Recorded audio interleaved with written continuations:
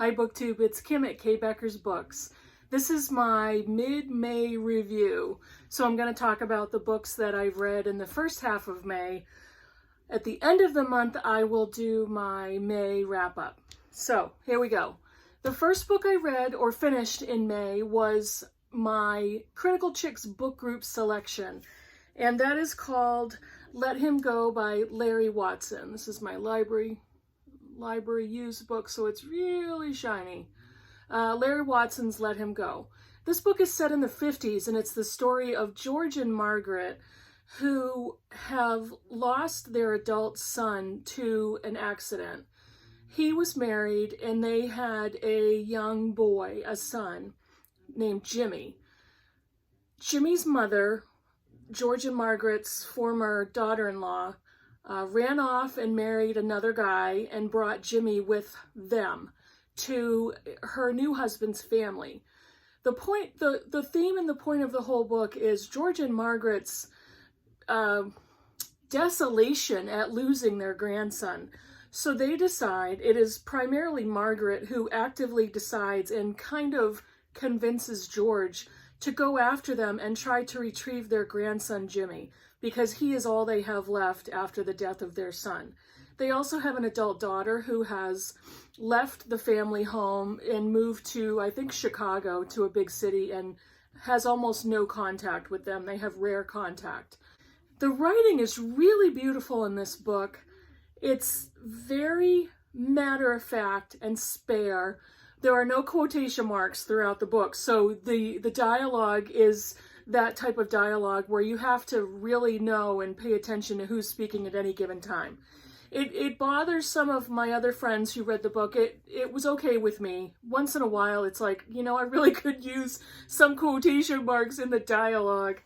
I really loved the writing of the book, but the content was a little off for me. It didn't hold up. It wasn't, I couldn't imagine an actual real couple doing this and taking the actions that they took. So we had quite a bit of an argument in our last Zoom meeting about the content and, you know, what you would do for grandchildren and what you would do for children. But it very much reads like a episode of the Hatfields and the McCoys, kind of those family battles. The end of the book was horrifying and wrapped up. It was almost a crescendo of the outcome and the repercussions of George and Margaret's actions, and was completely horrifying. Was fairly satisfying, except the very end when it was discussing the emotions of the characters in the story. So I did enjoy it, but it was a little off for me. Not too bad though. The next book I finished, I already discussed in my chatty video, and this is Hurry Down Sunshine by Michael Greenberg. I'm not going to really go into any more details. If I remember, I'll link my previous video in the description box below, but really did not like this. I did not like his tone. I did not like the amount of content that he wrote about himself instead of his daughter's experience with a serious mental illness. And I hated the fact that he called what happened to her crack up. So this was a 2-star, and I'm going to soon unhaul that book. This is going to be a weird review because some of these books I'm not really going to go into details quite yet because I have other plans. This one is one of my books that I'm reading for maybe Midrash. And this is one of the nonfiction books that I had planned on reading, and I did finish it. And this is called Finally Feminist by John Stackhouse Jr. I'm not going to go again into details because I'm actually going to create a different video for my maybe Midrash selections. He is an academic, and see if I can find out. He is, actually, this book was written quite a while ago. He is a professor of theology, and he's a Canadian academic who is a Christian feminist. I gave the book 3 stars because it's very slim. It started off great, and he basically is perpetrating his opinions and theories as to how Christianity can be feminist, except for the way that humans have interpreted the Bible and scripture. But he gets to a point in the book where he kind of lost my respect a little bit, and I'm going to go into more detail in my maybe Midrash video. The last book I finished for my maybe mid-rash project and read along. Again, I'm not going to go into too many details because I'm going to save it for that video, but I just finished this book, and that is In This House of Breed by Rumer Godden. I think it was in my chatty video, I told you that I bought a used hardcover copy of it, and I was going to try. It was kind of smelly because it was old and musty. It is old and musty. And I think I said I was going to put it in a container with some baking soda to see if it would remove the smell. It's been in a container with baking soda for like a week. And this is the book. I took the dust jacket off of it because the dust jacket was pretty stained and kind of gross. And it maybe took a little bit of the musty smell out. It still smells like a really old book. I don't think there's any active mold or mildew, and that's really something that you need to be aware of when you're buying used books, is if there's active mold and mildew, that can spread to other books. So if you put them on your shelf, it could spread and destroy some of the other books surrounding it. So I'm very careful about that. It's still a little bit smelly, still smells like an old book. So I'll put a graphic up here. I read my Kindle copy and I did finish it. There aren't many books that bring me to tears, but this one did. And I'm not going to say any more about it to make you, it's a hook. I'm going to make you try to come to my maybe mid-rash video and take a look at it there. And that's it so far that I've read in May. I've had kind of a meh reading month so far. I hope the last half of the month goes better. And I wanted to quickly show you what I'm currently reading. I'm currently reading for the 2020 Asian Readathon, which is hosted by Read with Cindy, who I will link below. This is a short story collection called Love in a Fallen City by Eileen Chang, and it is translated by Karen Kingsbury. I read the first story so far. I'm on to the second. I forget how many stories it has in here. Looks like it's 6. The first story was good. I enjoyed it. It was a little weird, and I'll, talk about that a little bit more. And I'm on to the second story that has a very different tone, and I think I'm enjoying that more. It's a shorter story, so I'll probably finish it today.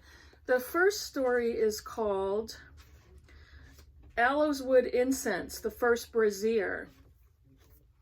And it tells the story of a young girl in her teens who lives with her parents, and they can't afford to continue to pay for her education. Her father has a wealthy sister who lives in a city, and I'm not as prepared as I want to be, so I don't remember where she lives. The main character's name is Gi Weilong. She from Shanghai. And she wants to complete her education, and her parents can't afford to do that. She goes to see her wealthy aunt, and she basically campaigns for her aunt to help her financially to get through school. The aunt is very crusty and worldly. She has quite a different agenda than Wei Long does. She agrees to let her niece live with her to support her education, and she tells her she will financially support her. She can stay in her home. She provides for her clothing needs and her academic needs. However, the relationship turns and develops into something quite different than you would expect, and it's not a happy turn. The development of Wei Long is interesting and a little heartbreaking. And that's all I can really say, but I did enjoy it. I didn't think it was great, but I am going to continue with the collection, and I'm going to read this a little bit at a time and shoot for finishing it at the end of the month. The next book I'm reading is, I'm going to try to say her name correctly, Clarissa Goenawan, and it's Rainbirds, which is a novel. I've had this for a while, and I think this was part of the Booktube Prize last year, and I didn't read it, and I was really looking forward to reading it. So I picked it up for the 2020 Asian Readathon. Did I just say readathon? Readathon! Readathon! I'm gonna leave that in the video. Clarissa Gunawan is an Indonesian-born Singaporean writer. And so far she's written short fiction and short stories. This is her first novel, and it tells the story of siblings, a brother and a sister.